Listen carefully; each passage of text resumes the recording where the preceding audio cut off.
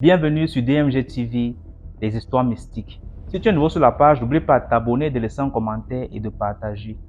Et j'aimerais vraiment qu'à chaque histoire, si c'est que tu as retenu quelque chose, tu me le signales en commentaire, genre, dans l'histoire 1, je remarque que, dans l'histoire 2, je remarque que. Surtout, dites-moi en commentaire d'où vous regardez la vidéo, si c'est au Cameroun, si c'est hors du pays, dans quel pays exactement. Comme ça, on va voir la portée de la page. Tous les jours, on poste une vidéo qui contient plusieurs histoires à 12h00 sur YouTube. Je vais vous demander d'écouter attentivement s'il vous plaît et le but est de sensibiliser, donc n'oubliez pas de laisser un commentaire, de liker, de partager et de vous abonner à la page. Bonsoir Makoko. Ce soir, j'aimerais vous raconter une histoire que j'ai vécue dans un internat à Abidjan. Okay. J'ai passé tout mon parcours scolaire dans un internat de sœurs catholiques dans une périphérie d'Abidjan qu'on appelle Bingerville. Pour ceux qui vivent en Côte d'Ivoire, ils connaissent Bingerville. Et chaque année, on avait de nouvelles élèves, des internes. Et moi, j'ai fait l'internat du CP1 à la terminale. Quand j'étais en classe de 4e, il y a une petite de l'internat qui était en classe de CE2. Donc, nous étant les plus âgés, ces petites étaient un peu nos protégées. On les appelait nos filles de l'internat. Et la petite, elle s'appelait Alexandra. C'était une petite très jolie avec des lunettes, avec le teint clair. Elle avait une particularité, c'est-à-dire elle n'aimait pas jouer avec ses amis. Elle aimait plutôt se rapprocher de nous, ses grandes sœurs qui étions en 4e. Donc, une fois, elle disait à un groupe de jeunes filles, « Vous savez, les grandes sœurs, je suis sorcière. » Ça intriguait tout le monde parce qu'on ne dit pas comme ça, « Je suis sorcière. » Donc, les filles lui demandent, « Mais pourquoi tu dis que tu es sorcière ?» Elle dit, « Si, je suis sorcière. Depuis la maison, je suis sorcière. Et c'est mon grand-père qui est notre patron dans la sorcellerie. Et tous les soirs, on tient nos réunions. » Donc, ça intriguait tout le monde. Et quand on était au dortoir des filles de 4e, elles nous en ont parlé. « Ah, mais vous savez, la petite Alexandra, elle dit qu'elle est sorcière et qu'elle tenait des réunions avec son grand-père au séchoir. » Et on a remarqué aussi que, par moment, il y avait un prêtre qui venait à l'internat 2 fois dans la semaine et ce prêtre, il restait au bureau de la directrice. On faisait venir Alexandra et puis bon, elle passait 1 à 2 heures avec le prêtre 2 fois dans la semaine. Et on a su après que effectivement Alexandra était sorcière chez elle à la maison. Son père le savait. Et comme elle était à l'internat, le prêtre, il avait pour mission de faire de l'exorcisme sur elle pendant qu'elle était à l'internat pour essayer un peu de canaliser ces trucs. Et parmi les filles à qui elle avait dit qu'elle était sorcière, il y a une qui aimait beaucoup la taquiner. Oh, quitte à côté de moi, petite sorcière là, quitte là, tu m'énerves, tu m'énerves. Un soir, pendant que la fille dort, il y a un monsieur qui se présente à elle. « Bonsoir ma fille, tu vas bien? C'est la dernière fois que tu fais pleurer ma petite fille. Si jamais ma petite fille vient me dire qu'elle a pleuré par ta faute, tu verras de quel bois on se chauffe. » Et la fille s'est réveillée en sursaut. Et depuis ce jour, dès qu'elle s'est réveillée, elle a commencé à paniquer. Donc sa voisine de lit s'est réveillée au milieu de la nuit. Elle lui a demandé ce qu'il y avait. Dit non, j'ai senti une présence. Il y a un homme qui est venu me menacer, qui m'a dit de ne pas vraiment m'attaquer à Alexandra. Pour ceux qui disent de ne pas citer les noms, Alexandra c'est un nom d'emprunt. Et on était là, on avait remarqué quelque chose lorsqu'on quittait l'école. C'était ma première fois de constater ça. Je rentrais à l'internat, au portail. La petite, elle était assise. Et quand tu de l'école, elle te dit, quand on est arrivé, et tu marches peut-être sur 300 mètres du portail au dortoir, et quand tu arrives devant le dortoir, tu retrouves la petite Alexandra également. Donc, elle est devenue comme tout le monde. Et moi, j'ai commencé à me rapprocher d'elle. Et Alexandra a commencé à initier des enfants de son dortoir. Puisqu'il y a des petits du dortoir qui ont dit qu'elle tenait des réunions avec Alexandra au séchoir où on séchait les habits. Et je m'approche d'Alexandra et je lui demande, mais comment vous faites? Pourquoi est-ce que tu es sorcière? Elle me dit, tu sais, grande sœur, je veux pas être sorcière. C'est mon grand-père qui m'a initiée et je suis obligée de faire la sorcellerie. Il il me fatigue tous les soirs. Tous les soirs, on me demande de donner mon papa, mais je refuse de donner mon papa. Parce que je n'ai que mon papa. Il faut préciser que Alexandra a été abandonnée à sa naissance. Donc, c'est son papa qui s'occupait tout seul d'elle. Et déjà, à ses 9 ans, Alexandra disait qu'elle refusait de donner son papa. Et donc, on a passé une année scolaire avec Alexandra. On est parti en vacances. À la rentrée scolaire, il y a son père qui est venu et on lui a demandé où était la petite parce qu'elle n'avait pas été inscrite. On est rentré en octobre, mais jusqu'en novembre, Alexandra n'était pas là. Et là, il nous dit que notre Mais frère ma coucou, là, Alexandra est décédée ton réseau là et bug il beaucoup. aimerait Ça, qu'on fasse les on peine à funérailles écouter. d'Alexandra. Allô? Allô? Ah bon? Allô? Oui. Ça bug beaucoup là. Parfois, c'est Allô? comme si ton téléphone est dans l'eau. Hein. Oui. Donc, je dis... Ok. À quel niveau est-ce que vous étiez? Le portail 300 mètres. Je peux prendre là-bas, ça va être bien. D'accord. Donc, j'étais au niveau... je disais que son père est venu à l'internat et il nous a dit qu'Alexandra est décédée pendant les vacances scolaires. Donc, on n'a pas compris et il nous explique l'histoire, comment Alexandra est décédée pendant les vacances scolaires. Pendant les vacances scolaires, la confrérie de sorcellerie de son grand-père, on la harcelait pour qu'elle donne son papa. Et Alexandra refusait. Et dans cette période, elle était très agitée. Donc, le prêtre, il partait chez eux à la maison pour faire des séances d'exorcisme tous les jours. Et le jour de sa mort, Alexandra est venue. Elle a dit à sa belle-mère, qui était à la maison, « Maman, le groupe de la sorcellerie, ils sont venus derrière moi. Ils veulent que je donne papa. Ils sont en train de me poursuivre avec un gourdin dans la maison. Ils veulent m'assommer, maman. Ils disent de donner papa. Je refuse de donner papa. » Donc la belle-mère qui a vu qu'elle était agitée, elle lui a demandé de partir se reposer, qu'elle allait appeler le prêtre exorciste. Et quand Alexandra est partie se coucher, elle a crié, la belle-mère a couru, elle est partie dans la chambre d'Alexandra et elle allait trouver Alexandra agonisante. Elle lui a dit, « Maman, mon grand-père et le groupe de la sorcellerie, ils sont venus, ils m'ont dit qu'ils n'acceptaient plus que je donne plus mon papa. Donc ils ont décidé de me tuer, ils viennent de m'assommer avec un gourdin. Je sens que je suis en train de partir. » C'est un enfant de 9 ans, hein, une toute petite fille. Et quand elle a dit ça, Alexandra a rendu l'âme. Et dans toute l'histoire, ce que j'ai oublié de vous dire, c'est que le grand-père que Alexandra disait voir, c'était le père à son père. Et ce grand-père en question, il était mort 3 ans plus tôt. C'est-à-dire, dans le monde des vivants, on a enterré le grand-père. Mais Alexandra voyait son grand-père là, tous les soirs. Et c'est son grand-père et son groupe qui l'ont tué. Et comme il n'avait pas de famille, et comme Alexandra, la seule famille qu'elle avait pu se créer, c'était la petite famille de l'internat, on a fait ses funérailles à l'internat. On a envoyé son corps, il n'y avait personne parce que son papa, il estimait que toute sa famille était sorcière. Et c'est nous, ses grandes sœurs de l'internat et ses amis qui avons fait ses funérailles. Et c'est comme ça qu'elle est morte parce qu'elle a refusé de donner son papa dans le monde de la sorcellerie. Tu te calmes, s'il te plaît. Bon, là, j'ai fini mon histoire. Je ne sais pas si je l'ai bien racontée. Oui.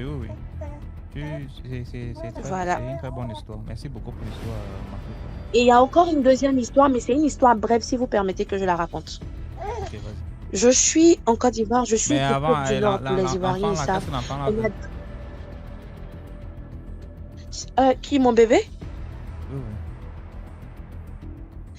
J'ai 2 bébés, j'ai des jumeaux. À force de patienter, ils se sont toutes les 2 réveillés. Et là, j'essaie de les calmer en même temps. Faut donner les seins, tu as 2 seins. D'accord. Donne les seins en même temps, c'est un problème.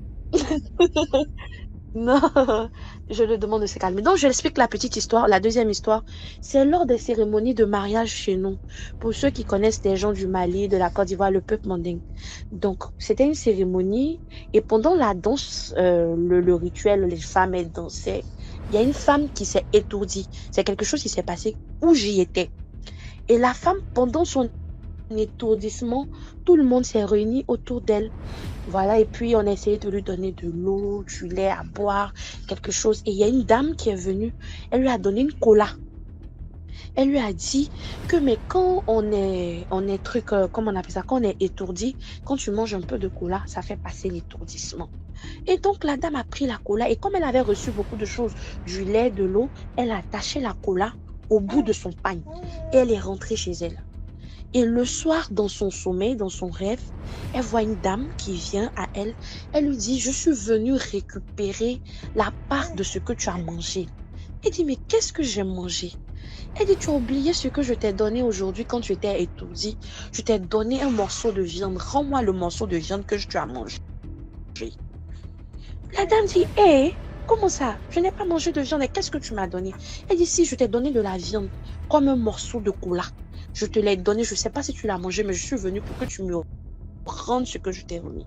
Et la dame, dans son rêve, elle s'est réveillée parce qu'elle s'est rappelée qu'elle n'avait pas pu manger la cola, puisqu'elle avait du lait et de l'eau. Donc, elle défait le bout de son pagne. Quand elle défait le bout de son pagne dans le rêve, c'est un morceau de doigt humain qui est à la place de la cola. Et la femme a crié, elle s'est réveillée en sursaut. Et quand elle s'est réveillée, elle est partie, elle est allée voir le bout de son pagne là. Il n'y avait rien. Et c'est le lendemain, étant donné que c'est une amie à ma tante, elle nous a conté cette histoire, elle nous a dit, quel que soit ce que vous arrive en public, évitez de prendre ce qu'on vous donne parce que ça peut être des condamnations pour vous. Donc un peu, c'était ces deux histoires que je voulais raconter. Je ne vais pas m'attarder, je cours m'occuper de mes bébés. Bisous et bonne nuit. Super, super. Merci beaucoup pour l'histoire. La deuxième, là, ça me parle beaucoup. Hein. C'est vraiment puissant. En sont des bébés pour tout le groupe DMG. Faut pas qu'ils pleurent. C'est pas bon pour nous. À l'heure, si l'enfant pleure, c'est pas bon. D'accord. Prends soin de toi. Bibi Oro. Ouais, l'agent va te tuer. Parce que tu as mis le nom carrément que Bibi Oro. Bonsoir. C'est comment? Ça va et toi? Pardon? Allô, ça va et toi? Ça va et vous? Il y a beaucoup de bruit derrière toi. Hein? Et je cherche à m'éloigner seulement. Non, éloigne-toi, ne cherche pas, éloigne-toi seulement. Je me suis éloignée. Voilà. Bon, l'histoire, quand elle raconte comme ça, moi j'ai peur. Tu vas commencer à raconter, tu as peur. On va raconter l'histoire là, moi-même j'ai encore eu peur de rentrer chez nous le jour là. J'étais allée répéter une petite fille de la classe de terminale. Sa maman nous a raconté une histoire, elle m'a raconté à nous deux en tout cas. Elle dit qu'il y a une maman avec qui elle vendait au marché. La maman a vendu la nourriture.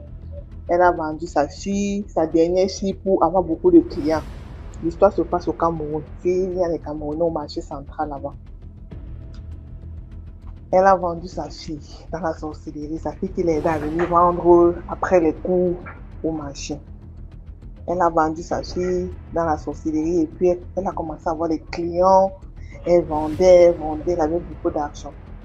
Un jour, son fils qui travaillait était allé, il marchait dans la rue comme ça. Un homme l'appelle et dit, mais pourquoi toi tu es triste? Il dit que non, j'ai perdu ma petite soeur. Elle était malade. Subitement, elle est morte comme ça, on n'arrive plus à comprendre et tout. Ça sort de marabout. En fait, l'homme qu'il a rencontré en route dit non, ta petite soeur n'est pas morte. Elle est quelque part au Grand Nord, là-bas, en train de souffrir et tout. Il dit, mais comment? Elle est morte, ça fait presque un mois, là, elle est enterrée, on a fait les funérailles et tout. Qu'est-ce qui se passe? Il faut me raconter. Il dit, non, elle n'est pas morte. Elle est en train de vendre les oranges quelque part là-bas au Grand Nord. Si tu veux, et puis je vais t'amener, tu vas partir regarder et tout. Il dit, il n'y a pas de problème. Il dit, avant de partir, il doit te préparer. Je vais bien te préparer mystiquement avant que tu ne partes. Et quand tu vas vouloir partir, tu dis au travail qu'on te donne, on t'envoie en mission au nord. On dit, ok, il n'y a pas de problème. Et voilà, en mission et tout. Quand ils arrivent là-bas, il arrive 1 mois, 2 mois après la préparation et tout. Quand ils arrivent au Grand Nord, on indique le village très très très loin du Grand Nord. Il arrive, il prend une petite chambre et tout, et puis il commence à rester tranquille là-bas. Quand il arrive, il voit les enfants passer en train de vendre les oranges. Le marabout, en fait, au départ, le marabout lui a dit que en journée, ta petite soeur vend les oranges et en soirée, elle se transforme en chien de rage. Ce sont des gardiens de la maison de sorcellerie là-bas au Grand Nord. Il dit qu'il n'y a pas de problème. La nuit, le jour qu'il part, quelques jours après, il voit les enfants qui commencent à passer, sale, avec les habits déchirés et puis qui vendent des oranges sur la tête. Il appelle la petite, il achète les oranges. Parce qu'on avait indiqué comment elle est, c'est pas le même visage. Tu sais, comme elle est morte, c'est pas son même visage qui était là-bas, mais il y avait quand même les traits de ressemblance. C'est quand on enterre le corps dû à la morgue et tout, il y a les ressemblances physiques et tout. Quand elle arrive, il appelle une fois, deux fois, trois fois. Le marabout avait dit, si tu arrives là-bas, tu vas payer les oranges trois fois et puis tu reviens. Les oranges que tu achètes là, ne sucent pas. Ce ne sont pas des oranges. Ce sont des choses comme quand vous achetez, vous sucez, et puis c'est vos sangs qu'on prend, demain vous mourrez et tout et tout.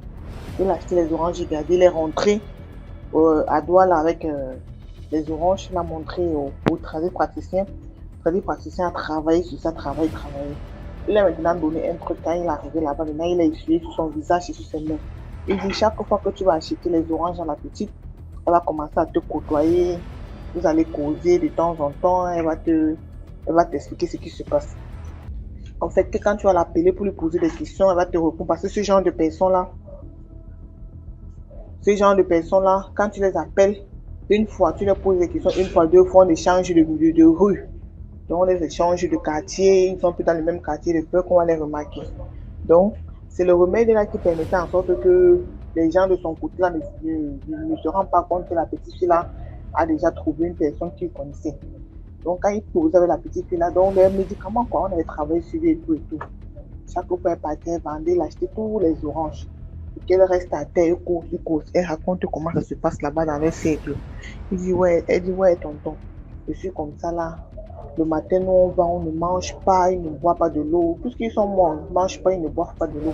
La nuit, nous sommes en grand chien enragés. On jette la viande humaine.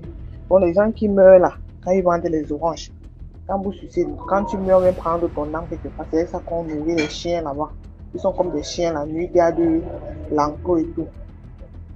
Ils arrivent un jour, il fait encore 2 semaines là-bas, Grano. Il rencontre le tradit praticien.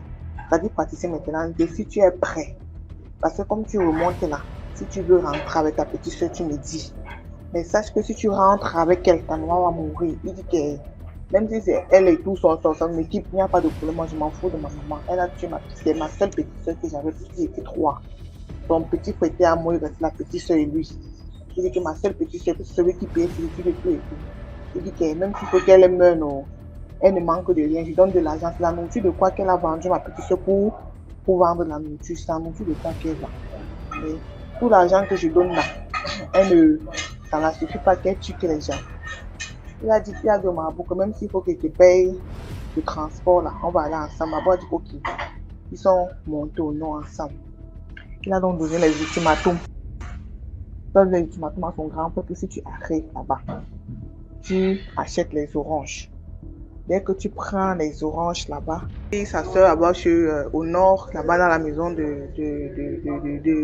où sa maman l'avait vendu et tout, le marabout a dit ouais, tu peux voir ta soeur normalement parce que je travaille sur toi. Elle est encore dans le monde des morts. Il faut que je travaille sur elle pour qu'elle vienne dans le monde des vivants. Pour que les gens aussi voient. Parce que où elle est la personne ne peut la voir. Mais elle peut voir les gens et tout. Il n'y a pas de problème. Fais ce que tu as fait. Même c'est comment il faut faire. Elle est restée 3 jours encore chez le marabout. Le marabout a bien travaillé sur elle. Bien, c'est ce que du coup, bon, il faut qu'elle rentre. Et qu'elle va rentrer, la vie va recommencer comme avant, il n'y aura pas de problème. C'est là que son fils appelle sa maman. Tu es au marché, il dit oui. Il dit j'ai une surprise pour toi, il n'y a pas de problème. Viens avec ma surprise. J'étais mon fils, comme il avait l'habitude de gâter sa maman avec les cadeaux et tout et tout. Quand il arrive au marché, il y a la voiture juste en face où sa maman vendait, parce qu'elle va dans un carrefour, elle avait les clients. Vous voyez le genre, les femmes qui vendent les nourritures en route là, elles dépassent même les grandes dames d'Afrique qui ont les restaurants, elle avait les clients et tout et tout. Les clients étaient là en plein 14, imaginez-vous, les gens sont quittés de partout, les grands vendeurs là mangeaient que chez eux. Il dit maman, j'ai une surprise pour toi, la voiture était juste en face. Il dit mais c'est quoi la surprise? Alors mon fils, il faut sortir la surprise là. Elle dit non, il faut arrêter de essayer parce que la surprise que je vais te faire aujourd'hui là, ça dépasse tout ce que j'ai fait pour toi. Aujourd'hui là, c'est la plus grande des autres. Ça m'a été étonné car c'est encore quoi comme surprise. Quand il a ouvert la porte, Seulement la portière, quand elle a vu sa fille, les gens du marché qui reconnaissaient sa fille ont crié. Je ne sais pas si ceux du Cameroun ont vu la série Asimbaï quand le revenant était réveillé, le mot était réveillé là. Quand sa maman a vu sa fille, elle a crié. Qu'est-ce que tu m'as fait comme ça là? Qu'est-ce que tu m'as fait? Pourquoi tu me fais ça? Pourquoi? Sa fille, cette maman, dit qu'elle avait la robe qu'on avait enterrée. C'est ça qu'elle avait sur elle. Elle s'est placée devant sa maman. Sa maman s'agite, elle ne bouge pas, elle regarde sa maman dans les yeux. Les gens qui connaissaient sa fille venaient voir le marathon dans le marché. Tout le monde a abandonné ses activités. On commençait à courir dans tous les sens. Oh, qu'est-ce que je t'ai fait? Et tout. Elle a commencé à parler, puis elle est tombée, elle est morte. La nourriture qui était là, tous les clients ont dit, ceux qui ne connaissent pas, c'est encore qu'elle a marié, sa fille qu'elle avait tuée, qui est revenue en vie. Comme ça qu'elle est morte aussi. Allez, il est rentré chez elle avec elle. Au jour de l'enterrement de la maman, là, son corps n'a même pas fait 2 jours à la mort. Le Morgan m'a appelé que pardon, venez récupérer votre corps. Le genre du corps, c'est en train de pas garder. Les gens ont commencé à pleurer. Il faut encore qu'elle imagine ça. Elle est morte, elle est revenue. C'est quoi ça? Oh. Tout le monde était étonné même. On restait seulement comme bien que la maman me racontait seulement qu'elle m'était au marché. C'était sa copine qui vendait la nourriture. Elle dit que maman, ou c'est la chair des gens qu'elle mettait que dans la marmite là-haut, ou c'est quoi qu'elle vendait que nous mangeons. Marché central. Commençait à crier. Donc on n'a pas fait 2 jours de son enterrement. Son corps a explosé, son ventre a explosé. Les asticots sortaient d'un coup. On a seulement emballé ça dans le pain, il allait jeter. On a enterré. Et puis la petite soeur là, la fille dit que son grand frère pour sa fille, sa petite soeur est partie, puisque dans la ville des gens c'était plus bon, on connaissait à son histoire. Elle est partie, on fait les fonds, puis seulement sa petite soeur qui lui restait sur la terre. Là, puis sa petite soeur, je ne sais pas où ils sont partis. Et puis, que maintenant, pour manger la nourriture là-bas au marché, c'est encore, c'était la magie. Que les gens avaient peur maintenant. Ça veut dire que quelque part, la petite est dans la ville comme ça, là, en train de marcher. Elle soit avec un gars qui ne connaît pas qu'elle est morte depuis. Voilà. Il y a encore une histoire là qu'une fille sortait avec un monstre, avoir 2 enfants. Il y a des choses ici d'ailleurs. Sortait avec un monstre, avoir 2 enfants. Ok, on va prendre ton histoire après. On va prendre une autre personne. On va prendre ton histoire, s'il te plaît. Combien de gens qui attendent depuis là? Ok, bonne soirée à vous et bonne nuit.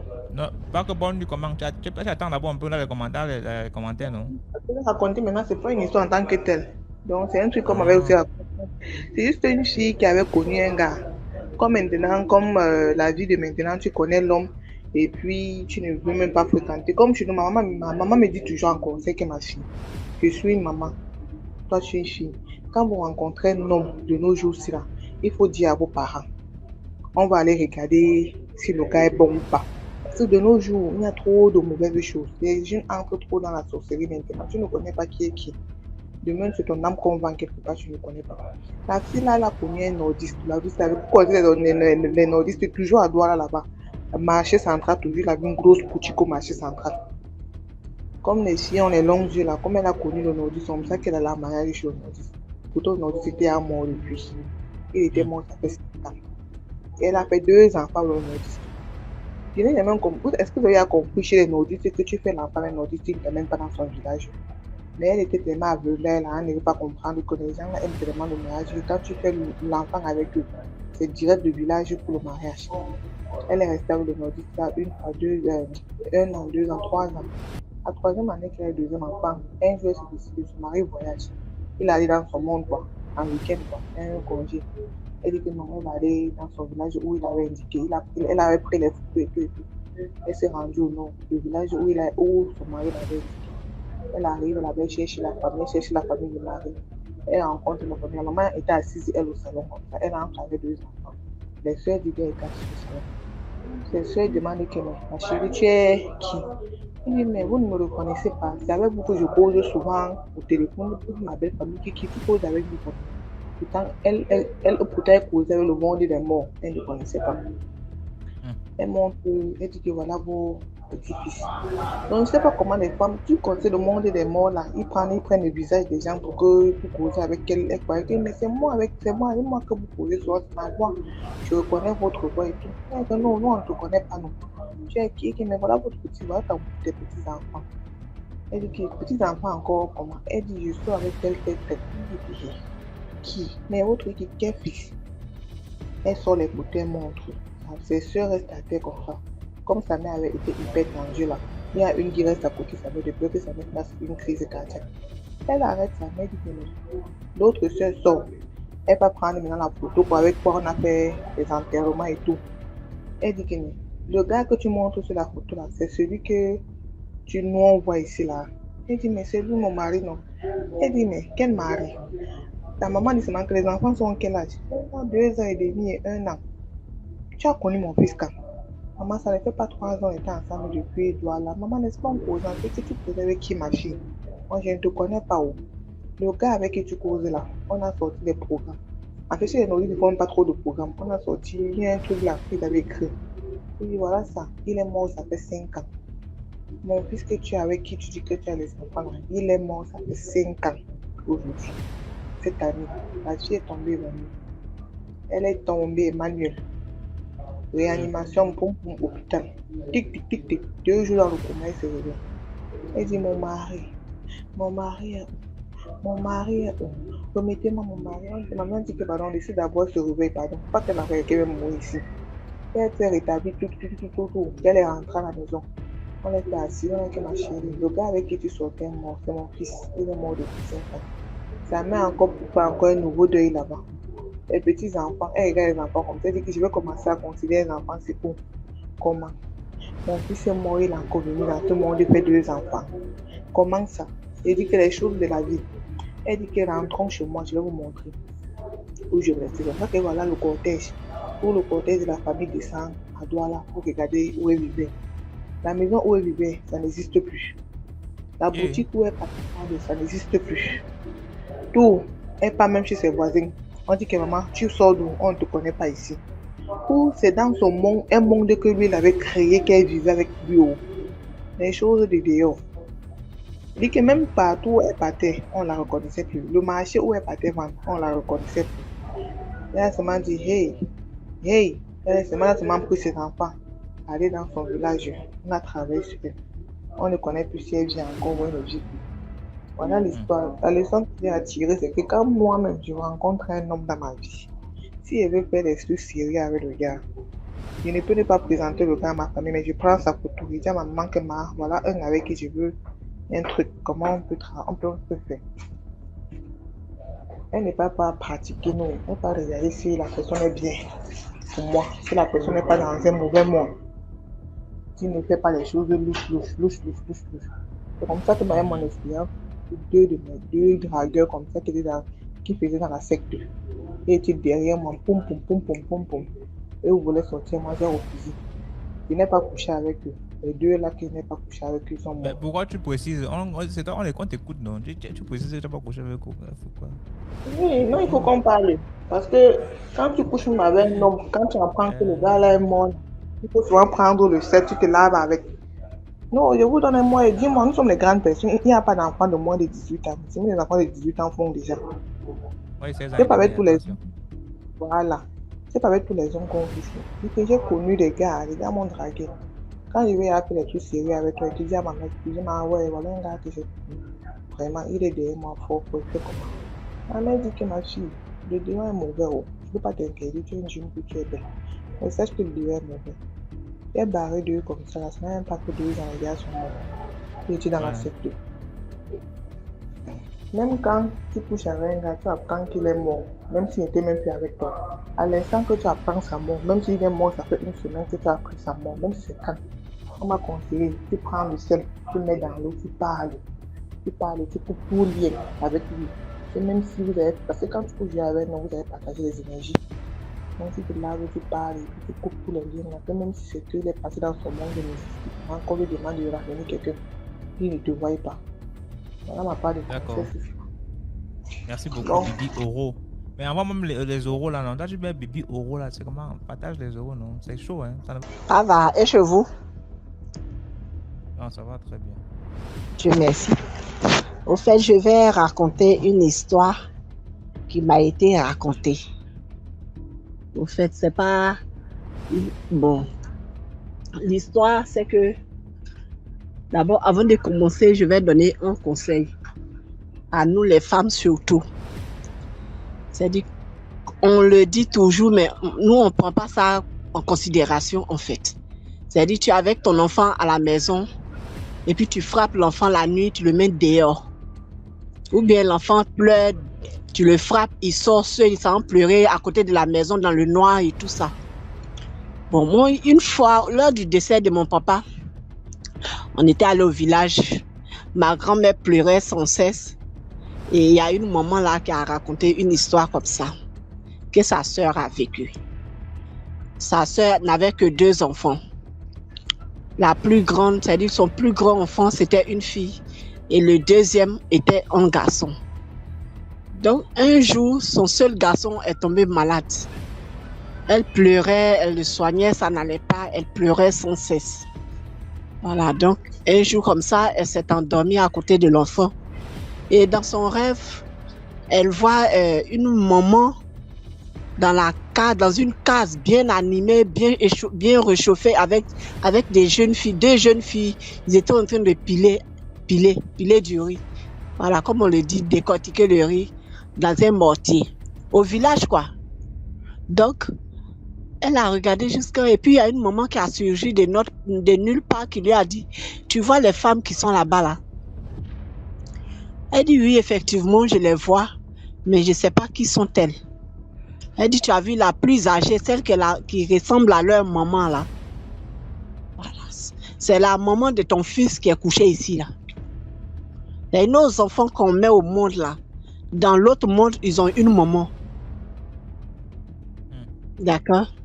Dans l'autre monde, ils ont une maman. Et donc, quand tu les maltraites ici, celle qui est là-bas, elle est triste. Voilà.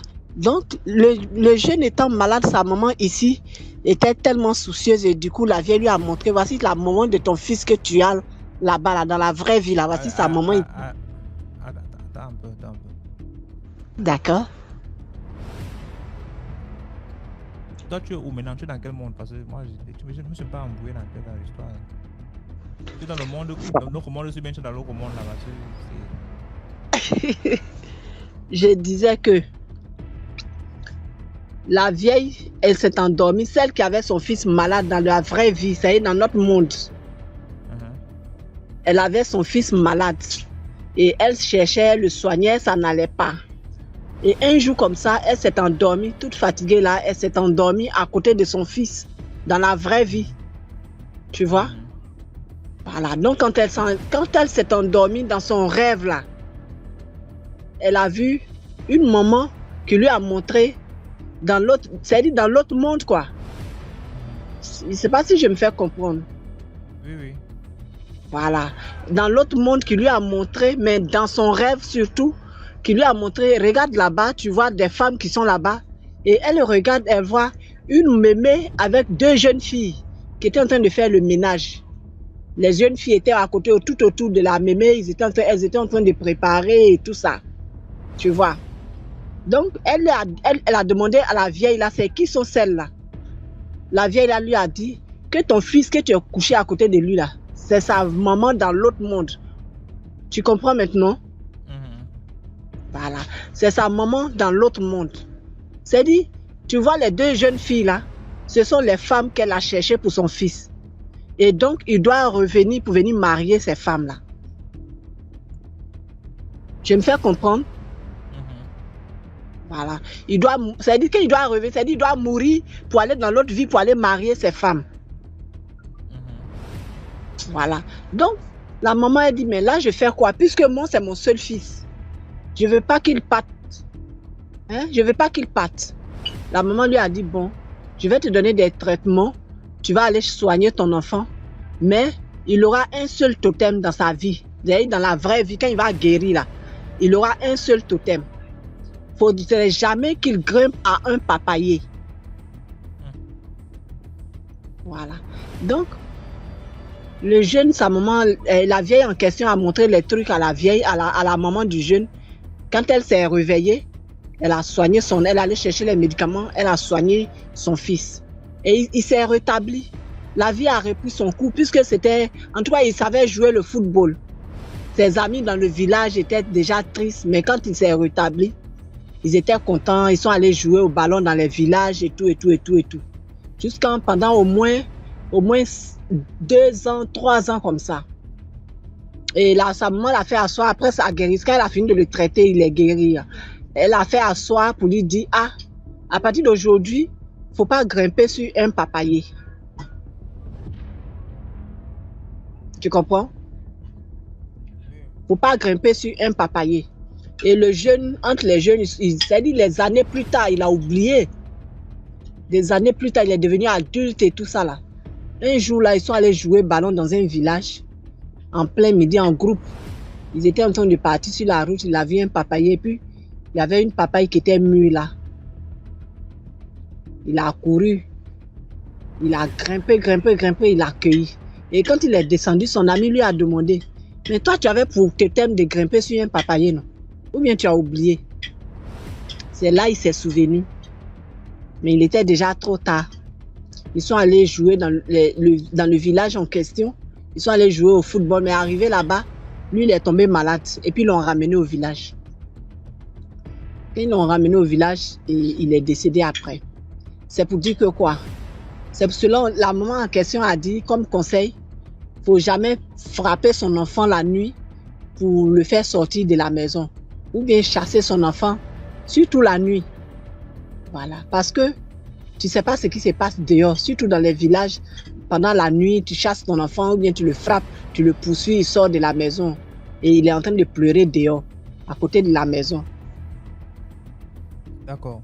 Merci beaucoup, Charles, maintenant pour l'histoire. Mais sauf que j'aimerais apporter une petite précision ici. Là. Quand tu dis il avait pour totem, le totem, c'est pas comme ça. Le totem, c'est avoir un animal qui te représente en fait. Un animal à travers lequel tu peux faire des voyages, tu peux te déplacer, tu peux incarner un animal, tu peux faire tu te déplaces chez quelqu'un et tout. Tu n'es pas dans la forêt, tu visites et tout. Mais je pense que ce que tu veux dire, c'est avoir peut-être une condition.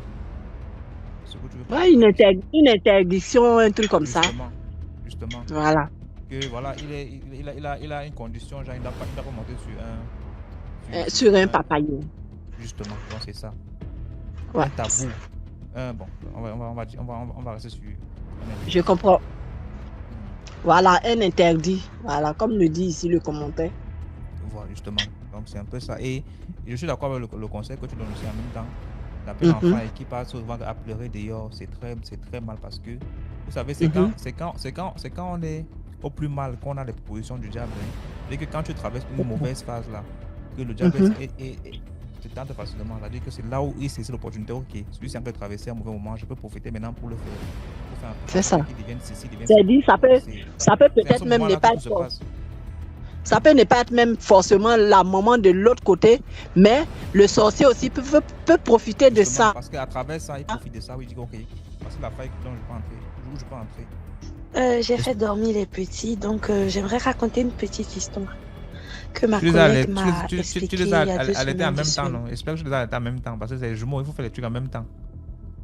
Non, c'est pas facile, mais ça va. Je leur ai donné le biberon et là, ils dorment. Ok, maman. Donc, c'est une histoire racontée par ma collègue. C'est quoi l'histoire? C'est l'histoire de 3 vieilles qui étaient au village.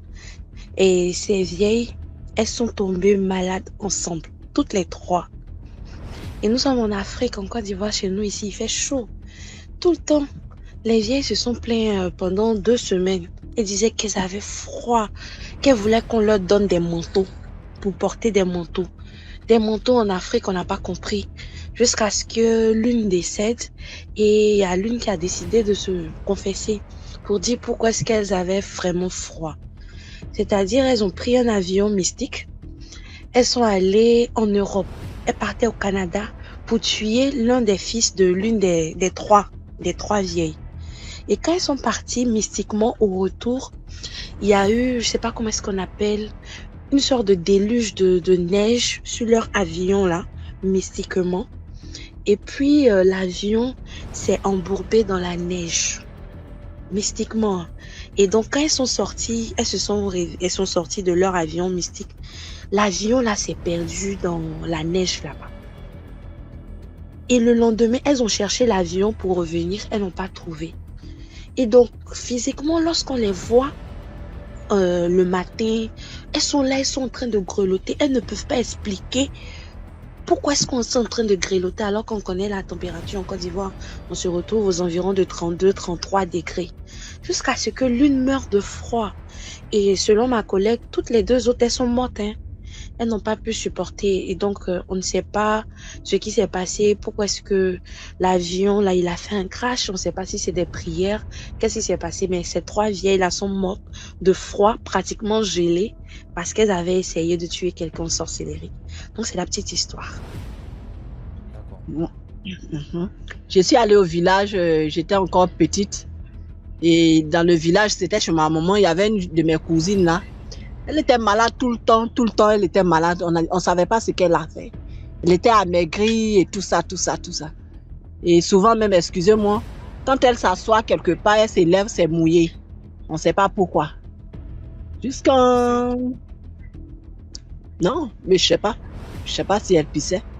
Mais un jour, quand sa maman l'a fait asseoir pour lui demander, mais tu as quoi? Tu n'es pas enceinte, tu as quoi au juste? Elle est venue à Abidjan ici, chez un parent à Bobo. D'accord? Qu'elle est venue à Abidjan en tant que jeune fille. Elle avait 17 ans. Elle est sortie de la maison un jour et elle a passé une semaine dehors.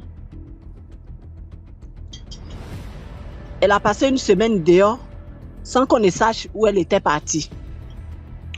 Et après, quand elle est revenue à la maison, sa tante l'a fait asseoir pour lui demander où elle était. Ils l'ont grondé, tout. Elle n'a pas dit où elle était. Bon, ils ont laissé passer, mais des jours après, sa santé se dégradait. Et on ne sait pas ce qu'elle avait. Donc sa tante elle pensait qu'elle était enceinte. Sa tante lui demande, mais tu as quoi au juste? Depuis tu as fait une semaine dehors là. Tu es revenue là, tu n'es plus la même. Qu'est-ce que tu as au juste? Dis-moi. Ou bien tu es enceinte? Elle dit, elle ne sait pas. Donc la tante la prend. Elle lui dit, bon, ok, allons où tu étais là. Le monsieur chez qui tu étais parti là. Allons la dernière fois là. Allons, tu vas me conduire là-bas. Je vais causer avec lui. S'il s'agit d'un cas de grossesse, il va assumer. D'accord? Donc, la tante l'a accompagnée. J'espère que tu me suis, parce que tu bouges beaucoup là.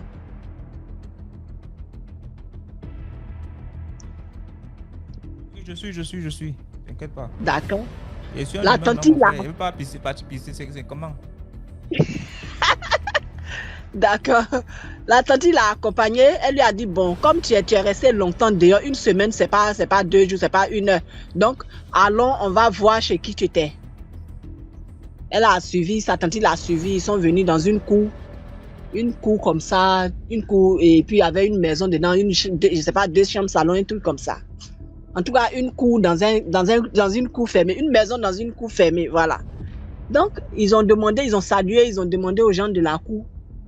Et ma fille dit qu'elle était ici la dernière fois. Ça fait 1 semaine aujourd'hui. Bon, ça fait 2 semaines puisque elle était ici. Elle dit qu'elle a fait 1 semaine dans votre cour ici. Les gens de la cour disent qu'eux, ils l'ont pas vue. Ils connaissent pas la petite en question. Elle dit non, que j'étais dans la cour ici. J'ai fait 1 semaine dans cette maison, la maison qui est fermée là. Le propriétaire est où? Et c'est là, il y a une femme qui prend la parole pour dire, comment on appelle ça? Que le monsieur qui habite dans cette maison-là, ça fait 3 ans, moi je suis dans la cour ici, on dit il est décédé, mais moi quand je suis venue, la maison se fermait déjà. Personne n'a jamais habité dans cette maison. Donc moi je n'ai jamais vu quelqu'un habiter dans cette maison. Elle dit c'est là elle était. Donc, les gens ont conclu que la petite a accouché avec un revenant. Et après, quand elle est partie au village, où moi j'étais au village en ce moment-là, quand ils ont fini, elle est tombée malade et tout, et puis après, elle est décédée. Donc, je suppose que c'est effectivement avec le monsieur qui était dans la maison, qui est mort là, qu'elle a accouché et elle a fait 1 semaine avec lui. C'est mon histoire. Bonne soirée à vous. Comme je suis peureuse là, je préfère que vous me preniez beaucoup. Rien ne va t'arriver, t'inquiète pas. Quand mon mari va dormir, là, je peux pas. Voilà, donc c'est un peu ça. Bonne soirée à vous. D'accord. Merci beaucoup. Bonsoir, tonton. Bonsoir. Comment vas-tu? Très bien. Ça va très bien. J'ai une histoire à partager avec vous. Vous m'entendez? Ok. Oui. Je peux commencer maintenant là? Oui, vas-y. Tapotez l'écran, s'il vous plaît. Ok. En fait, ça date d'il y a quand même un peu longtemps quand même. En ce moment, bon, on était tous jeunes, très très jeunes. Je suis encore jeune, mais j'étais encore très très jeune. Et on était dans un truc où il fallait draguer celui qui draguait le plus de filles avait cette notoriété là. Tu peux augmenter un peu ton volume et puis parler normalement, là tu causes avec quelqu'un. Pas trop traîner en fait. Ok, vous m'entendez? Oui. Vous m'entendez bien? Oui. Ok, donc je disais que on était dans une ambiance où il fallait draguer le maximum de filles. Et un jour comme ça, c'était dans une ville de la Côte d'Ivoire qu'on appelle Soubri. La nuit, il y avait... Moi, j'étais en 3e, 4e. Il y avait bal de fin d'année, des fêtes qu'on organise chaque fin d'année dans les écoles. Ainsi, nous avons commencé à fêter tard dans la nuit, 23h, minuit par là. Et on a aperçu une fille claire, jolie fille, très très très très belle. Il y a mon ami qui m'a dit qu'il voulait la fille.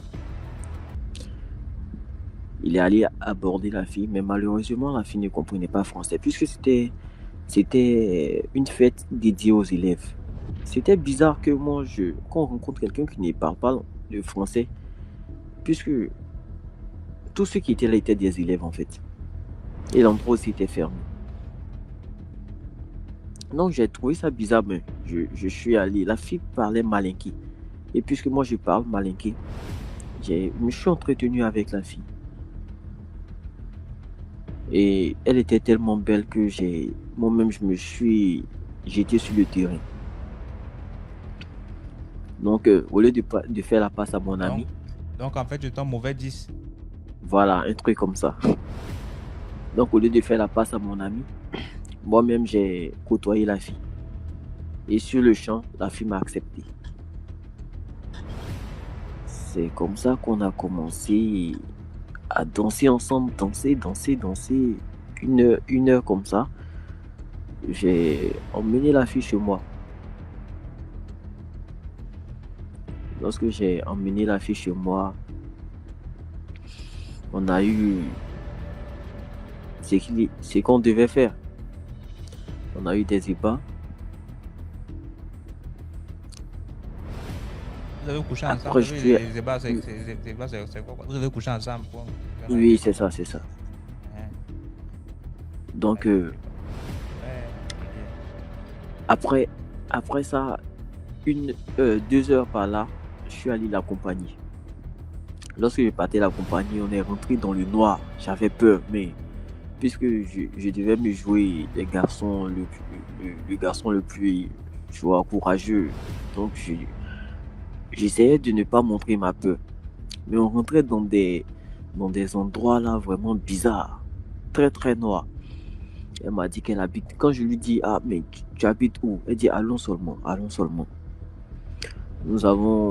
Il y a un quartier qu'on appelle Liribrou à Soubri. Nous sommes allés dans le quartier, c'est un quartier noir, il n'y a pas d'électricité là-bas. Donc j'avais peur. Je lui ai dit bon, puisque c'est elle la femme, elle n'a qu'à passer devant. Moi je vais rester derrière. J'ai dit ça Et par peur. c'est pas par peur, c'est pour voir les fesses par derrière. On fait tout ça. Tu penses que je fais quelque chose de ça qui- Non, sincèrement, j'avais peur. J'avais vraiment peur. Parce qu'elle était derrière, elle me disait que bon, tout peut arriver. Tout peut arriver. Donc j'ai dit, elle n'a qu'à passer par devant. Comme ça, il y a quelque chose, moi je peux fuir. Donc elle est partie, elle m'a montré une maison, que c'est là elle habite. Lorsqu'elle m'a montré la maison, j'ai dit ok, je l'ai laissée là-bas. Et je suis rentré chez moi. Le lendemain, on devait se voir, mais elle n'est pas venue à la maison. 3 jours après, j'ai décidé de me rendre là-bas. J'ai décidé de me rendre là-bas où je l'ai laissée. À ma grande surprise, quand je passais, la maison était toujours fermée. La maison était toujours fermée.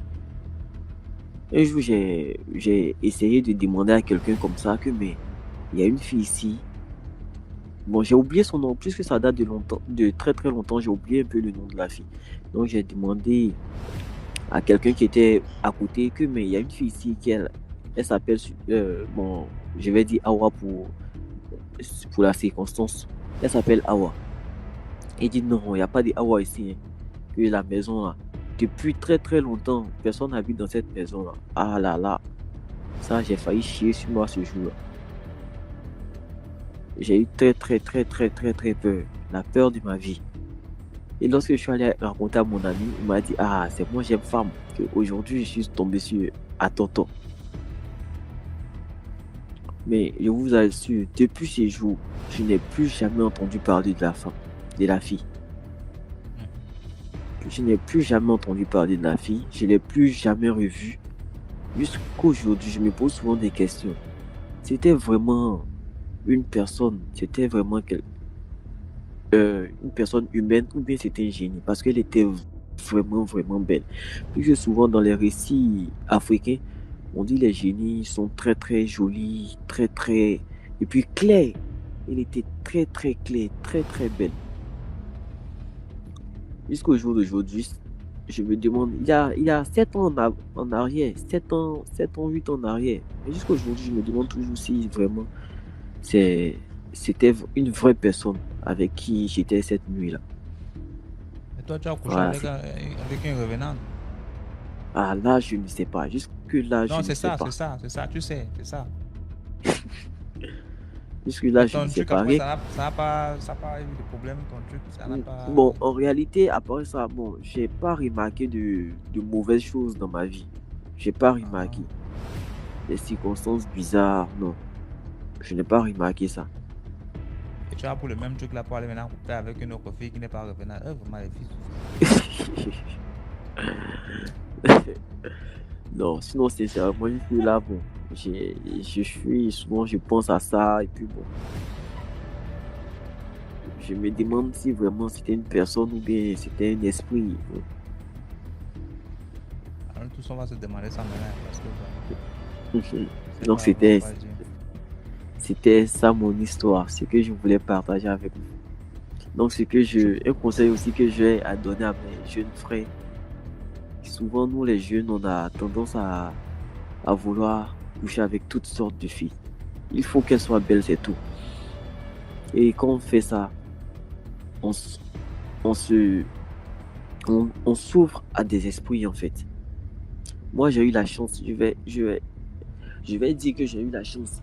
Puisque après ça, je n'ai pas eu de cas grave dans ma vie. Mais tu as déjà un enfant. Tu as un enfant quand même. Non, je n'ai pas encore d'enfant. Je n'ai pas encore essayé.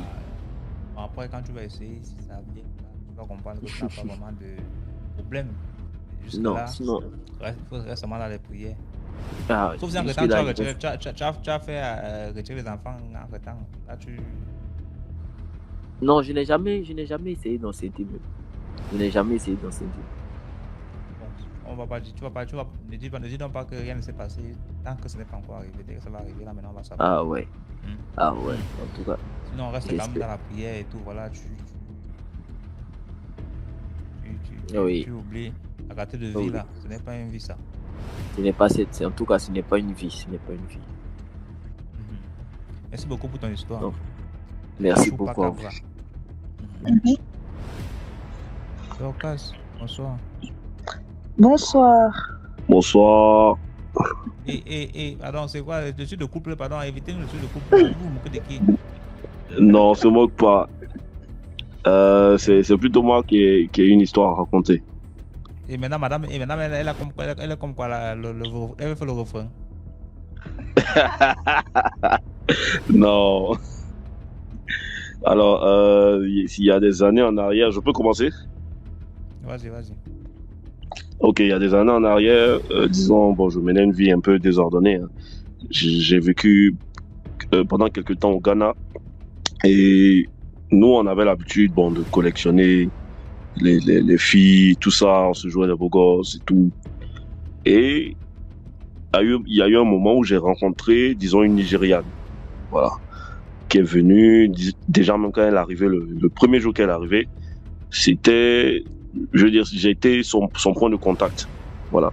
Elle arrivait, elle m'a demandé comment ça se passe ici, tout ça, et elle m'a demandé si j'avais un calendrier, qu'elle voulait poser le calendrier dans sa chambre, et je lui ai dit non.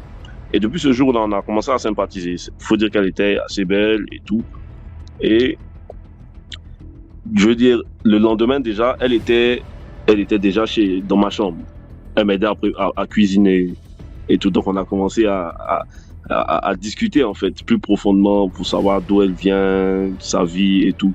Et il faut dire que la conversation à un moment a viré, est devenue un peu bizarre. Voilà. Pendant qu'on était en train de, je crois que j'étais en train de découper le poulet et tout ça, elle m'a demandé mais tu viens d'où? J'ai dit mais moi je viens de la Côte d'Ivoire, tout ça que ma famille est à Abidjan. Puis elle m'a demandé mais ton village natal et tout. J'ai dit bon, mon village natal s'appelle Gagnoa, mais je suis jamais vraiment allé et tout.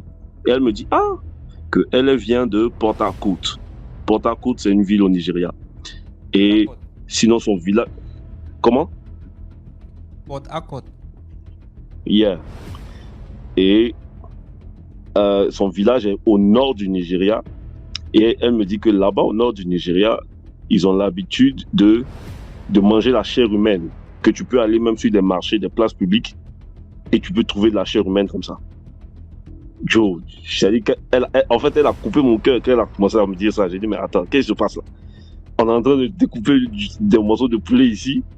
On causait tranquillement, et là, tu me parles de chair humaine. Mais bon, je me suis dit, bon, peut-être que c'est juste une information comme ça qu'elle me donnait sur son village. Et tout. Puis la discussion a continué.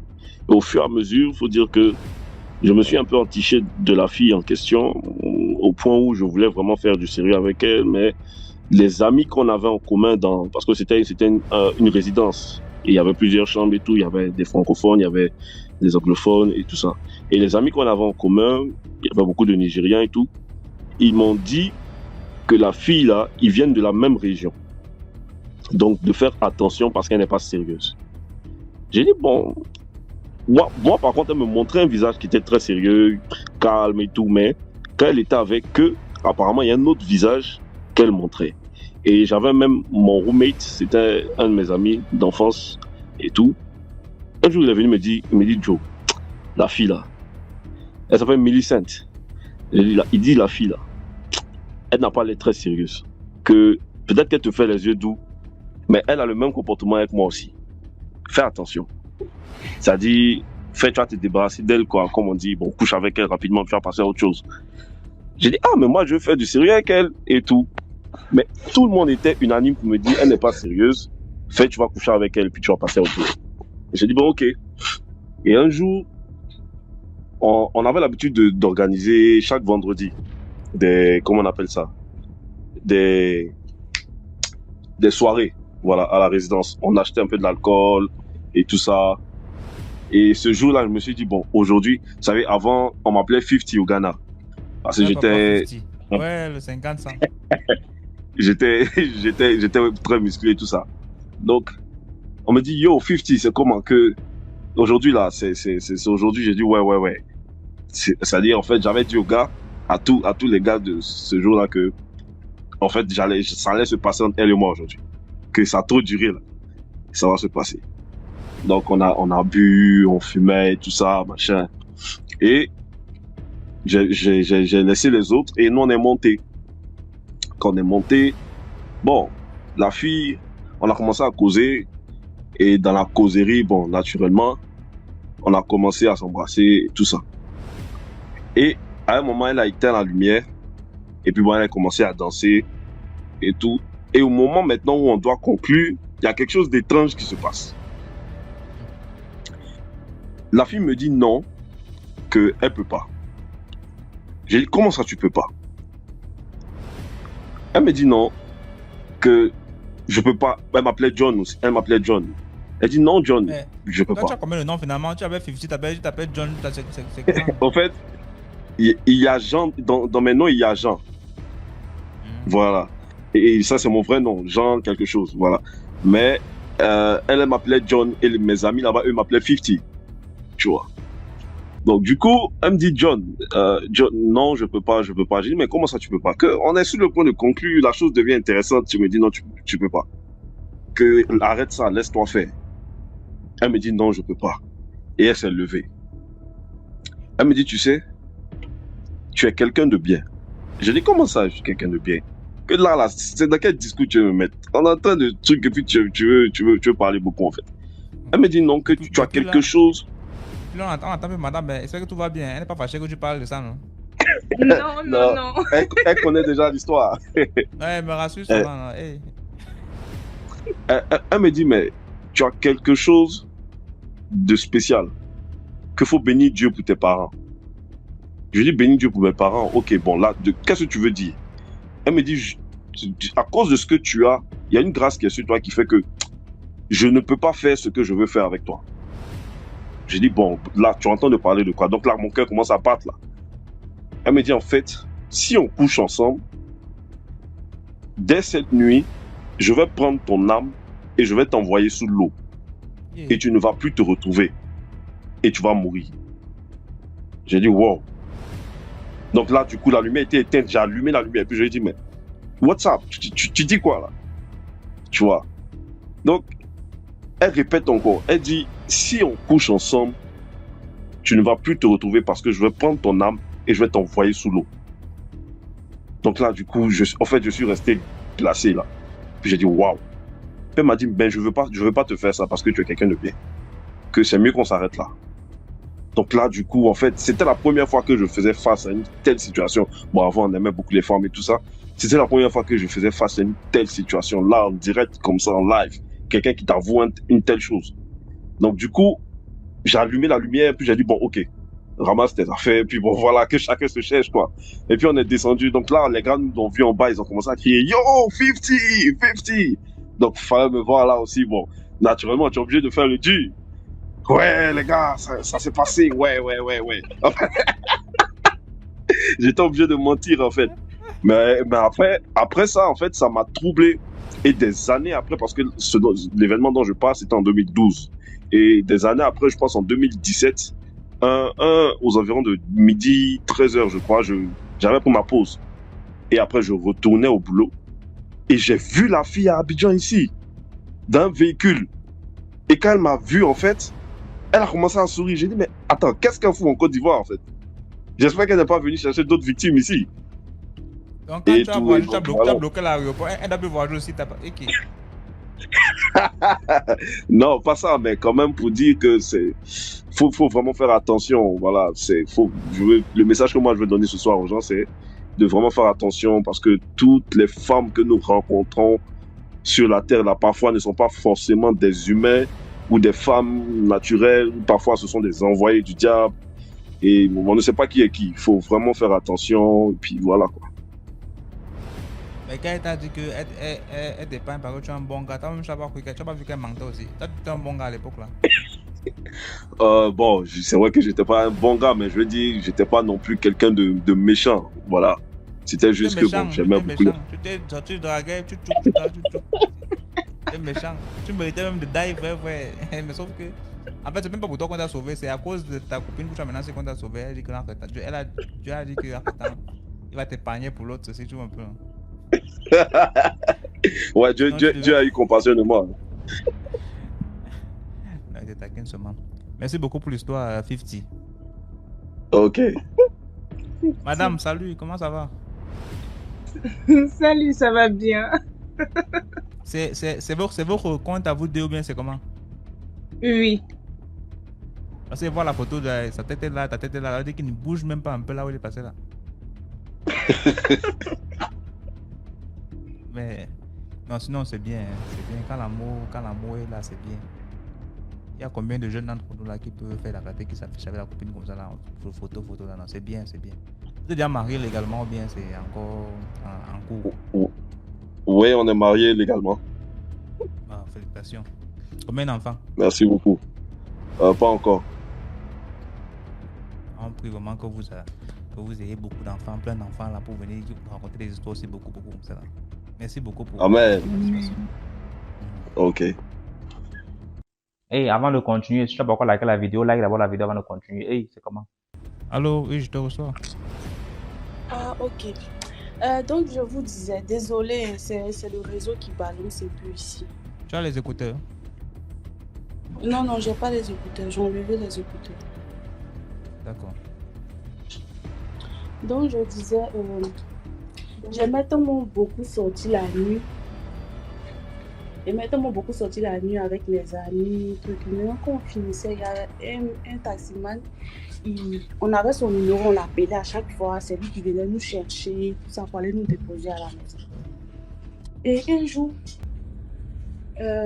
nous, on ne savait pas que le monsieur il était décédé. On a appelé le monsieur. Attends. Quel monsieur le chauffeur? Oui, le chauffeur. Il s'appelait Babu. En son temps, ceux qui sont à Daloa, ils peuvent reconnaître le monsieur.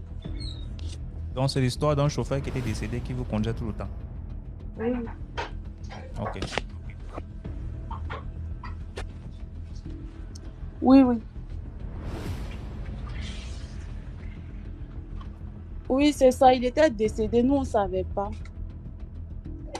Et on l'a appelé aux environs de 3h du matin. Il est venu nous chercher pour aller nous déposer.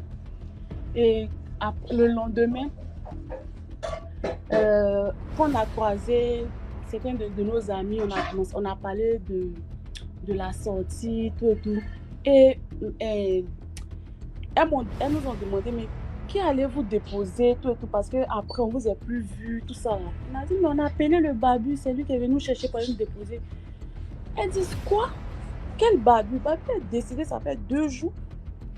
Comment Babu va venir vous chercher pour aller vous déposer à la maison? Donc ma camarade avec qui j'étais, elle a dit non, c'est pas possible. C'est Babu qui est venu nous chercher. On l'a même appelé, voici le numéro, on a appelé. Et quand on a appelé le numéro, ça passait pas. Elles ont dit, vous avez vu, c'est parce qu'il est décédé qu'il n'a pas décroché. Quelques instants après, le même numéro rappelle.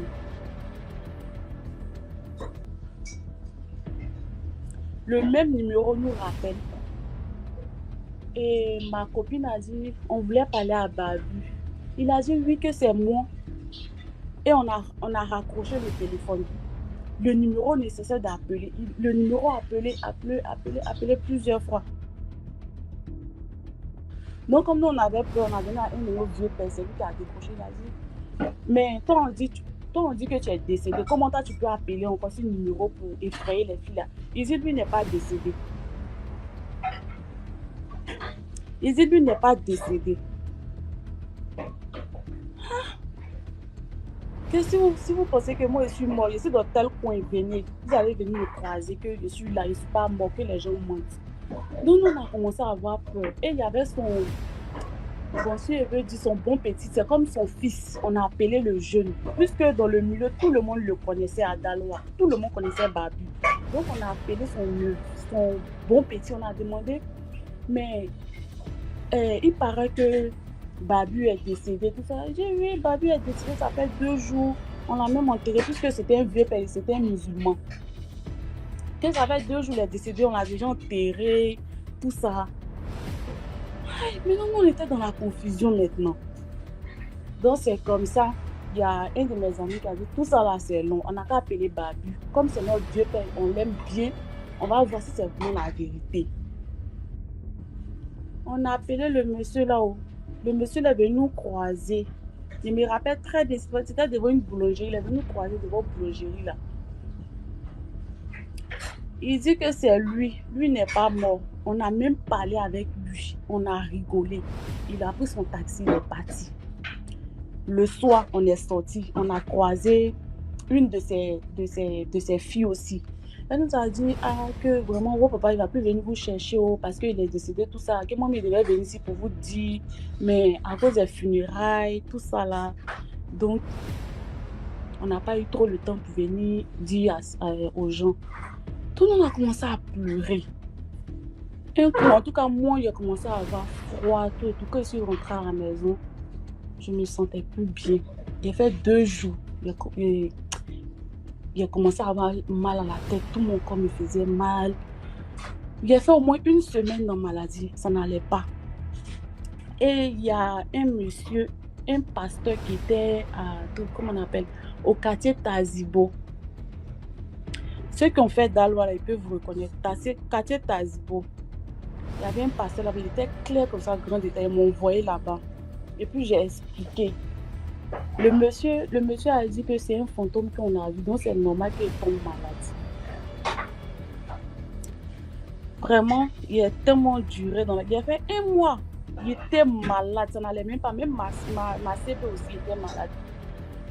Jusqu'à nous, il y a ma grande soeur qui m'a envoyé chez quelqu'un. Et puis, le monsieur a dit que, en fait, le monsieur, je ne sais pas comment il a expliqué, il aimait tellement son travail que là, c'est pas facile qu'il parte. Même si c'est parce qu'on l'a reconnu. Mais il va aller ailleurs encore pour faire la même chose parce qu'il ne veut pas partir maintenant. D'accord, merci beaucoup pour l'histoire, Sirani. En tout cas, c'était un moment. J'espère que tu n'es plus malade, que tu n'as rien. Non, ça va maintenant. Ce moment, il y avait 17 ans, 18 ans, il y a longtemps. D'accord. Merci beaucoup, Sirani. Donc, c'est ça.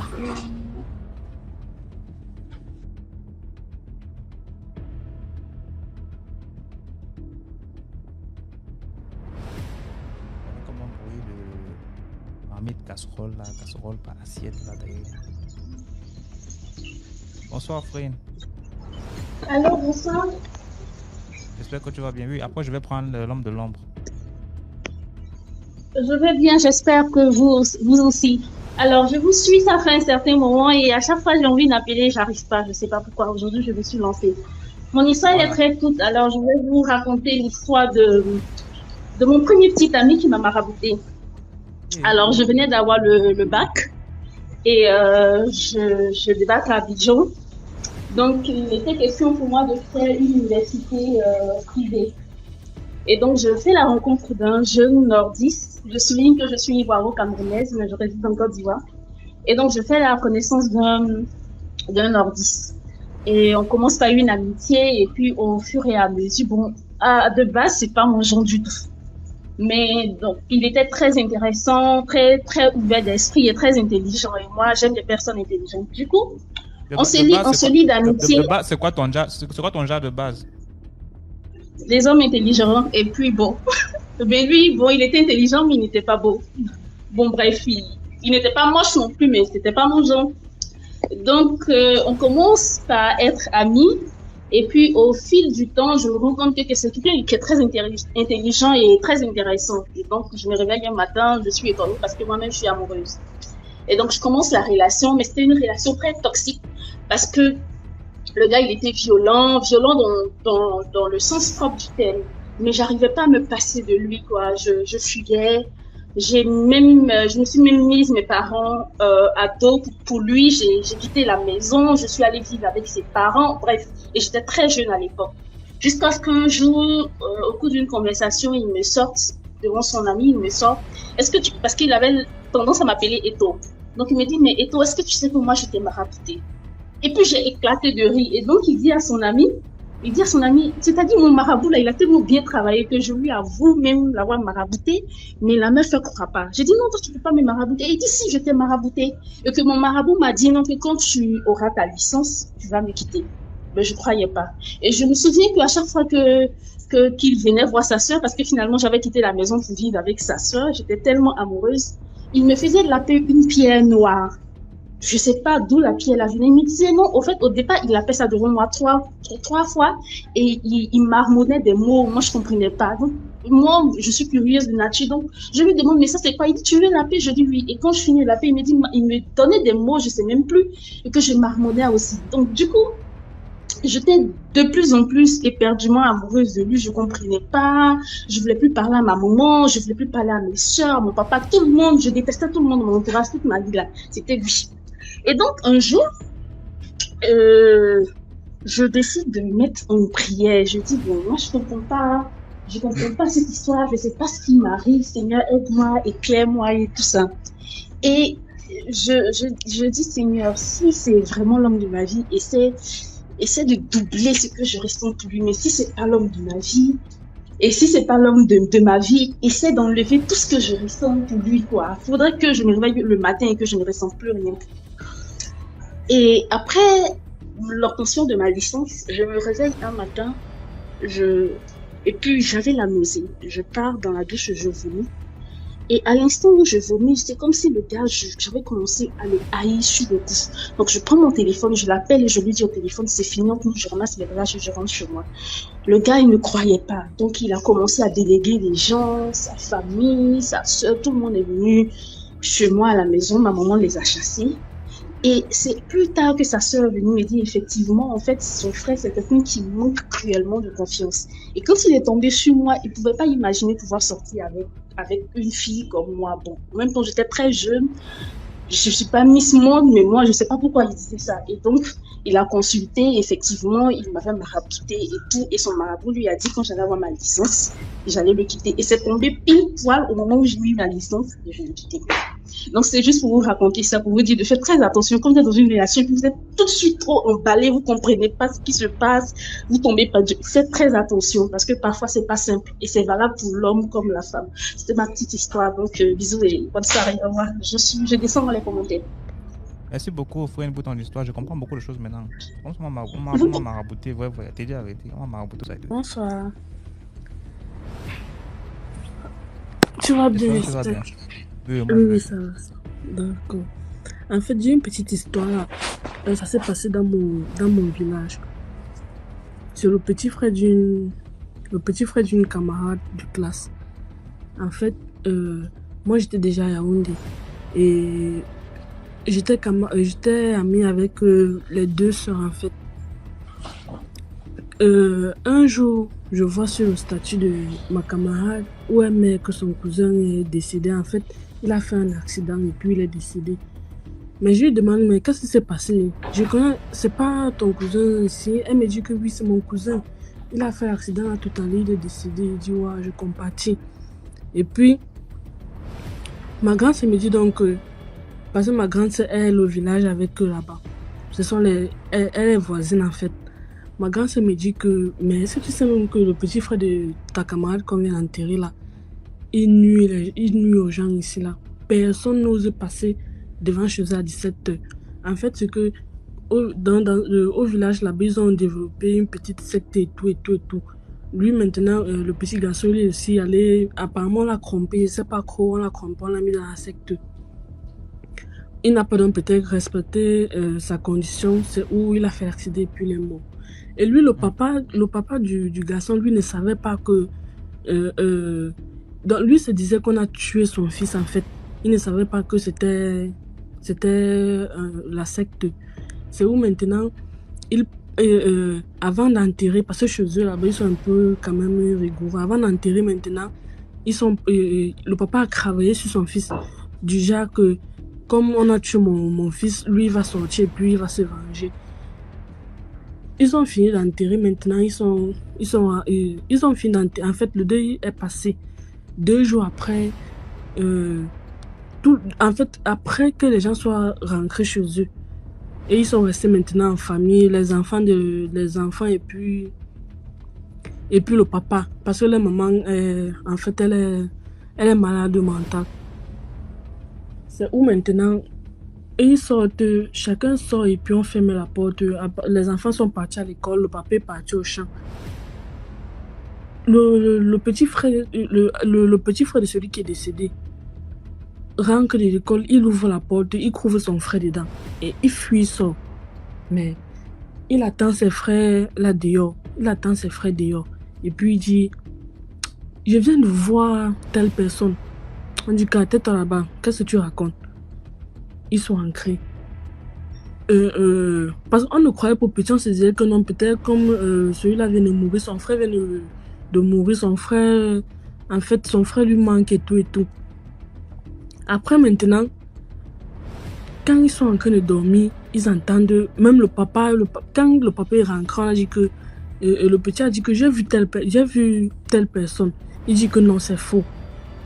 Peut-être que tu délies. Quand le soir, tout le monde se couche, tout le monde dort. Il dit que il entend la voix de son fils. Tout le monde entend la voix de celui qui est décédé. Et il se lève maintenant, il demande que, mais qu'est-ce qui se passe même? Il laisse passer la première fois. La deuxième fois encore, le papa ancre et tout le monde, les enfants sont partis à l'école, lui il est parti au champ. Après il est rentré, en fait il est rentré avant les enfants. Il ancre, il voit celui qui est décédé dedans. Il reste dedans avec l'enfant. Il demande que c'est quoi. Il regarde, il pose la question au garçon, qu'est-ce qui se passe? Il ne parle pas. Il est sorti. Il est parti avec eux, il a demandé aux autres enfants de ne pas rentrer. Il repart maintenant chez le monsieur qui a travaillé sur l'enfant. Il demande que, mais qu'est-ce qui ne va pas? J'ai vu mon fils à la maison aujourd'hui.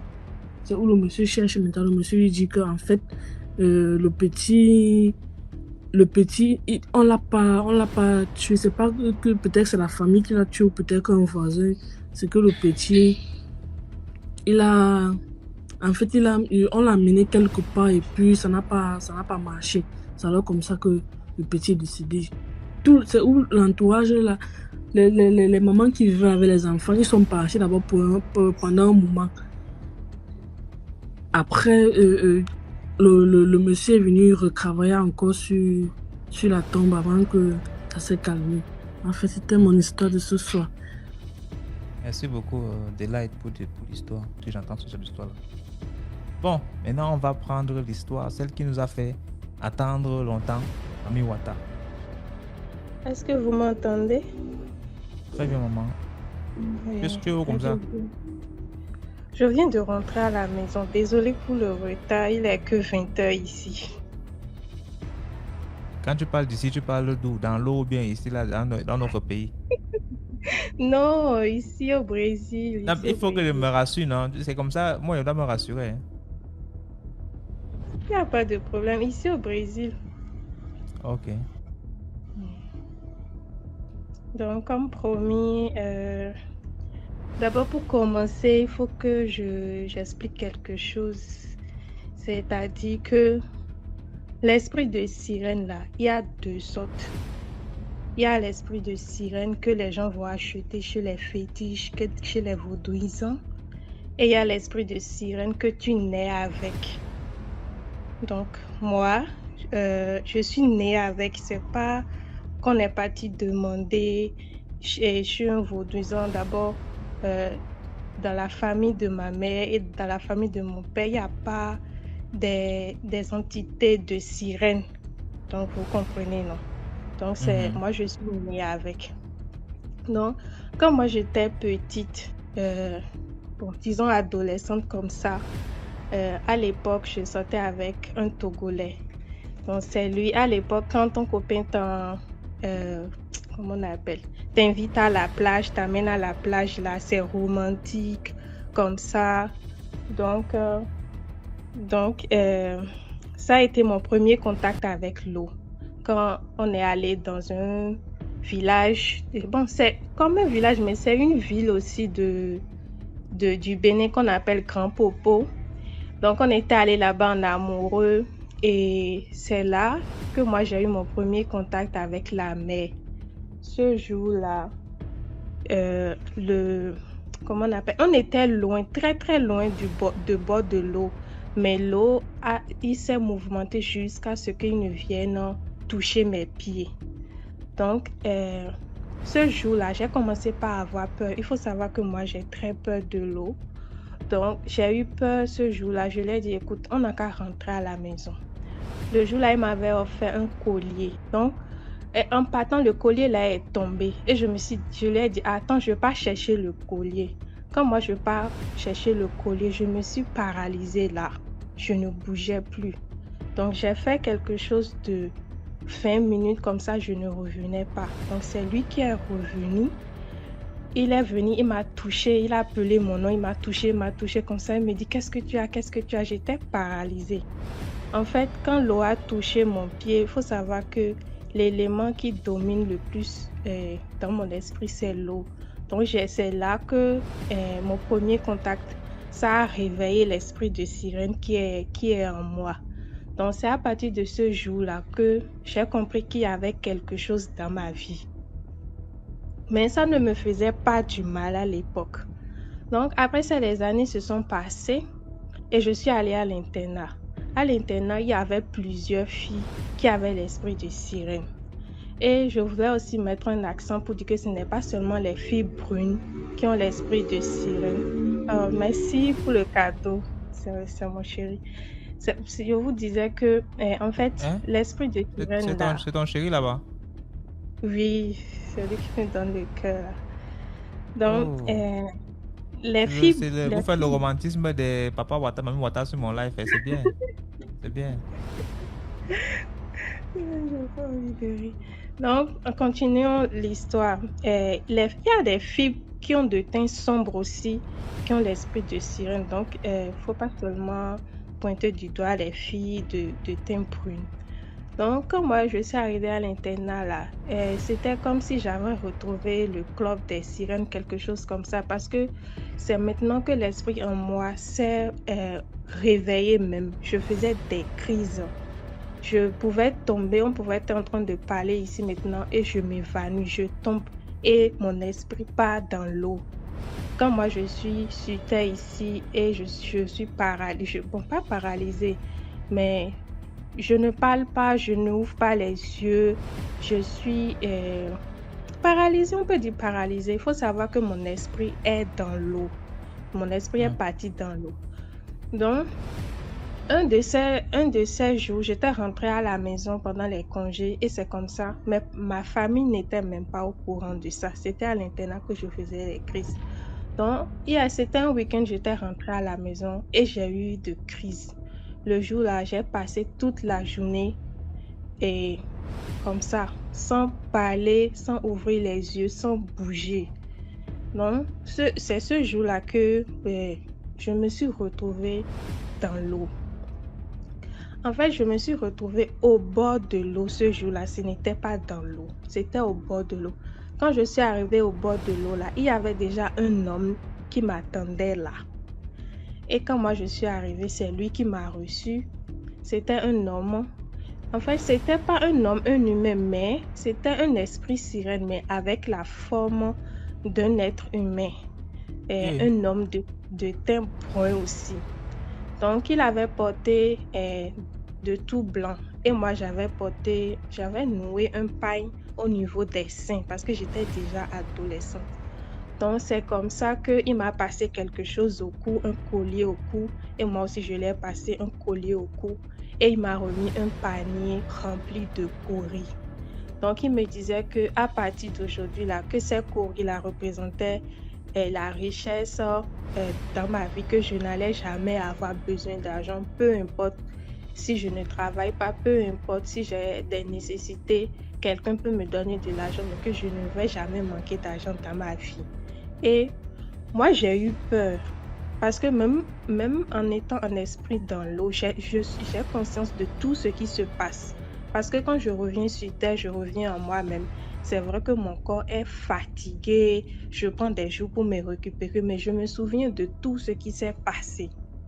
Donc le jour là, quand il m'a remis le panier là, c'était un panier troué comme ça, avec les des coris blancs dedans. Moi je lui ai dit, ok, on se parle. Je lui ai dit, écoute, maintenant, ce panier que tu m'as remis, ça, j'irai sur la terre avec le panier là. Je ne veux pas faire du mal aux gens, je ne veux pas faire des sacrifices, je ne veux pas du sang. sur quoi que ce soit. Il me dit non, que ça, ce n'est pas pour demander des sacrifices, ce n'est pas pour demander rien. Donc, moi, je suis partie avec. Quand moi, je suis partie avec, je suis sortie dans l'eau, là, le panier de Cory là, a disparu. Dans ce monde de la terre, là, nulle part, il n'y a pas le panier de Cory. Mais qu'est-ce qui se passe souvent? Quand on a eu le mariage là dans l'eau, tous les jours là, mon mari sirène là, il apparaît. Si je suis dans la chambre moi seule là, il apparaît. Si je suis dans la rue moi seule, s'il n'y a pas quelqu'un d'autre à côté là, il apparaît et je le vois. Donc ça a été un problème dans ma vie parce que j'ai passé 2 ans comme ça de crise. J'avais un petit ami à l'époque, même quand j'allais chez mon petit ami, j'avais des crises. Lui, sa maman, elle fait des choses de vaudou là, des traditions. C'est une prêtresse, donc ça ne l'a jamais dérangé parce que sa maman m'avait fait une consultation. Sa maman me disait que tu as l'esprit de sirène dans ta vie. Pourquoi est-ce que tu ne prends pas ça comme un culte comme on le fait au Bénin? Et moi, je lui ai dit, écoute, moi, sincèrement, c'est pas quelque chose que j'aimerais pratiquer en tant que culture parce que, par exemple, quand moi je vais dans la mer, les esprits ne m'ont jamais demandé de faire de culte ou bien de quelque chose. Ce n'est pas à moi d'être leur esclave. Si moi j'ai besoin de quelque chose, c'est à moi de leur demander, écoutez, je veux telle chose. Et non le contraire, que moi je serais en train de vénérer un esprit. Je ne sais pas si c'est différent quand les vaudouisants, l'esprit de sirène des vaudouisants, à quoi eux ils vouent les cultes, ils tuent les coqs et tout ça, et l'esprit de sirène qui est en moi, parce que moi je n'ai jamais pratiqué ça. Donc souvent quand je dis que je ne pratique pas, je vois les gens font des commentaires. Oui, je n'ai jamais pratiqué ça. C'est quelque chose qui est naturel en moi. En revenant sur mon mari, donc, attends. Tu sais que moi, il faut parler fort, hein. On a compris ce que tu as dit. Il ne faut pas faire que tu fais là, après, c'est quand il disparaît. Non, c'est bon. C'est bon. Okay. Donc, comme je le disais, j'ai passé 2 ans comme ça avec ce petit ami-là. Mais après, j'ai commencé par avoir des problèmes. Parce que, comme je faisais des crises, quand je fais des crises, je me transforme. Mes ongles deviennent extrêmement blancs, ça change de couleur, mes cheveux poussent. J'avais déjà beaucoup de cheveux, mais mes cheveux poussent encore plus et mon teint, ça devient plus blanc. Mes yeux aussi, je deviens très attirante. En fait, c'est une beauté de sirène qui apparaît. Donc, c'est différent de la beauté naturelle que nous avons. Et malgré que quand ça m'arrive comme ça, ma maman voit ça déjà, elle dit, toi là, tu commences déjà pas à changer ou bien il faut me raser les cheveux. Donc ma maman me demande de raser les cheveux, de couper les ongles, de ne pas porter les perles et aussi de ne pas porter des tenues rouges. Parce que ça comment dit-on, ça fait que l'esprit est encore plus concentré dans ma vie. Non? Et malgré que beaucoup d'hommes me traitent comme ça, il faut savoir que mon mari sirène là, il m'empêchait souvent d'être en couple ou bien de me marier avec quelqu'un parce que ces gens d'esprit là sont hyper jaloux. Et il faut savoir que ces esprits de sirène là aussi là, c'est ça qu'on appelle l'esprit de dragon. Je ne sais pas si quelqu'un dans les commentaires savent ce qu'on appelle l'esprit de dragon là. Je peux expliquer ça par le dragon des Asiatiques. Les Asiatiques là, ils ont un dieu qui est dragon. Je ne sais pas comment expliquer ça. C'est toujours l'esprit de sirène. Donc, voilà un peu ce que je peux dire. Et après, souvent quand les petites amies que je trouve ici sur Terre là m'aiment beaucoup, l'esprit de sirène là, ça fait que on n'arrive pas à s'entendre. Il y a souvent des bagarres entre nous. Et ça fait que des fois il y a une année, là, je suis restée 2 ans sans qu'un homme me parle même. Parce que l'esprit de sirène, là, mon mari, là, et il m'empêche souvent d'être avec d'autres hommes. Donc, je peux aussi profiter pour dire aux filles que quand vous allez dire que je veux avoir esprit de sirène pour avoir de l'argent, tout ça là, il faut savoir que c'est très très dangereux. Il faut savoir que des fois là, ça peut même vous empêcher d'avoir d'enfants, de vous marier. Ça, c'est les esprits de sirène que vous allez acheter ça. Parce que moi-même là, qui a ça naturellement là, j'utilise des protections, des plantes. Quand je dis protection là, c'est pas dit que je pas faire des maraboutages ou bien des fétichismes. Non, moi j'utilise que des plantes. Parce que si je commence par faire des sacrifices de sang là, ça va attirer des esprits maléfiques. Donc, il faut savoir qu'il y a des esprits qui ne sont pas bons et il y a les mauvais esprits et les bons esprits. Les bons esprits là, ils ne vont jamais demander des sacrifices de sang. Donc, c'est ça. Et je vois aussi... Donc, tu dis que les gars ont souvent peur de t'approcher. Hein? Oui. Moi, je devais t'approcher seulement... Moi, je devais t'approcher seulement que ma foi n'est pas aussi grande. Sinon, si ma foi était grande et t'approchait, c'est ma foi le problème. Parce que je veux t'approcher, mais ma foi ne peut pas. Tu comprends? En tout cas, il faut faire très attention parce que l'esprit de sirène là, c'est vrai que quand moi je suis quelque part, par exemple, je pars dans une boutique là, ça commence pas à affluer de clients. Quand je vendais pour ma mère, elle vendait beaucoup, ça attire beaucoup de clientèle, ça attire de la chance, de l'argent, tout ça. Mais à partir du moment que tu commences par faire des sacrifices de sang, il faut savoir que tu as attiré la sorcellerie même sur toi. Parce que il faut savoir que les esprits de sirène maléfiques que les gens vont acheter là, ils font des pactes et des alliances avec les sorciers. C'est pour vous expliquer que la sorcellerie là, c'est différent de l'esprit de sirène. Donc, faut pas mélanger les choses. Et vous qui traitez les gens mal souvent, par exemple, tu trouves une femme et par exemple, tu ne sais pas si l'esprit qui habite la personne, tu la provoques, tu fais des choses là. Si une sirène se fâche contre toi là, c'est très grave. Parce que je me rappelle, j'étais tombée enceinte en classe de terminale. Et pourtant, j'allais toujours au cours. Et il y avait un de mes camarades là qui m'insultait souvent pour me dire que toi tu es enceinte, les femmes enceintes là, c'est fait pour rester à la maison. Et moi, je lui ai dit, écoute, tu parles de moi ou bien tu parles de qui? Et je me suis énervée contre lui. Jusqu'à aujourd'hui, là, il n'a pas eu le bac.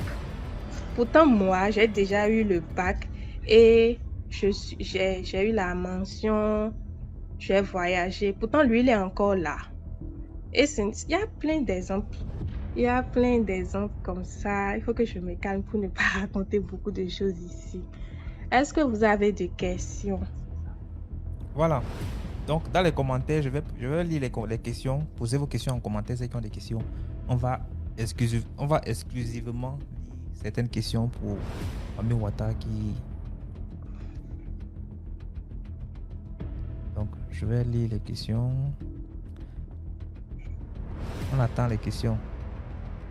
Tu es en couple. Elle a dit qu'elle est en couple depuis le dernier live.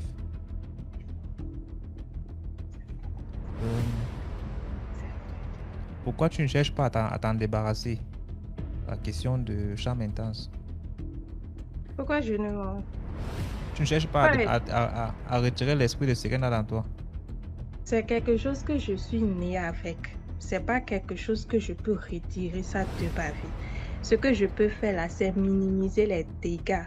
Par exemple, mon mari sirène qui m'empêche de me marier, d'avoir une vie terrestre normale là. Il y a des encens que j'utilise, des prières que je fais. Ce n'est pas les prières de Jésus, je précise. Il y a les prières que je fais au nom de mes ancêtres pour le bloquer, pour diminuer cette alliance, parce que c'est une alliance entre lui et moi. Donc, je n'ai pas besoin de m'en débarrasser parce que c'est pas quelque chose que je peux retirer de ma vie, mais je peux quand même anéantir le côté négatif. Donc, s'il te plaît, mets l'homme de l'ombre en Dieu. C'est pas un débat. Hein. On a encore de l'interviewer, donc posez simplement vos questions. On va pas appeler quelqu'un, un spécialiste en esprit qui va venir lui dire comment il doit vivre sa vie. Tout ce qu'on veut, c'est des questions. Celle qui demande, est-ce que tu fais de la voyance pour les gens? Oui, j'ai le don de voyance et ça, c'est depuis l'enfance même parce que c'est quelque chose que je suis dans la famille de mon père là. On a l'héritage de voyance.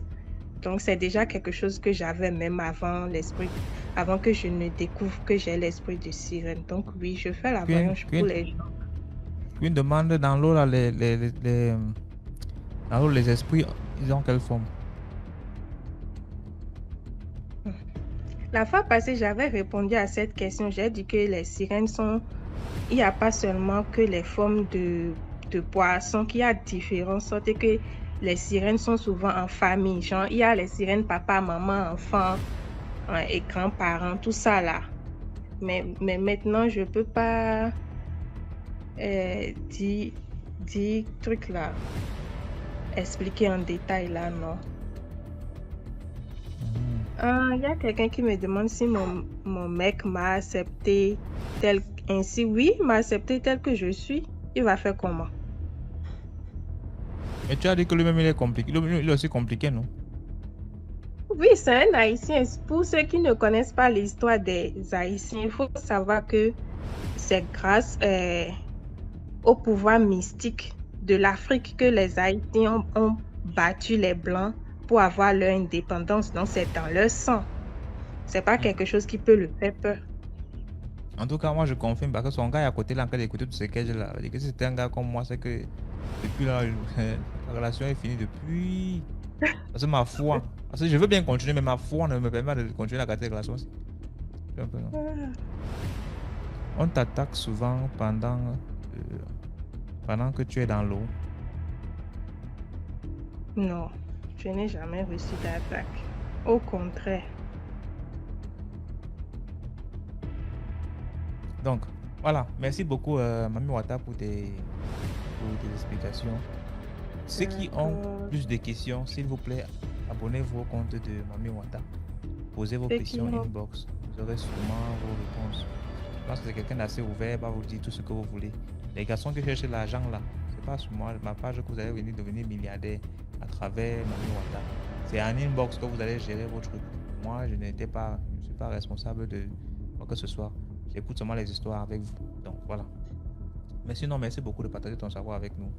C'est toujours un plaisir de t'avoir sur notre plateau. Il y a un plateau. La télé, on a le standard de télé maintenant que le plateau. Plateau d'arachide ou l'arachide, j'ai même faim. Tu me salues ton copain, Papa Wata. Je sais qu'il m'écoute.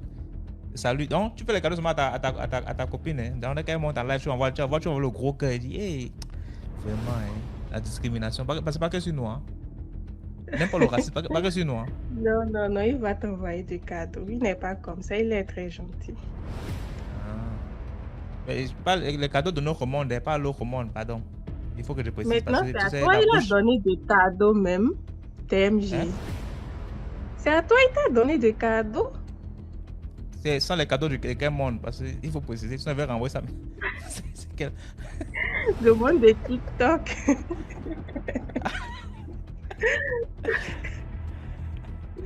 D'accord, okay. Je vais vous laisser. Merci. Ciao, ciao. D'accord. Merci à toi.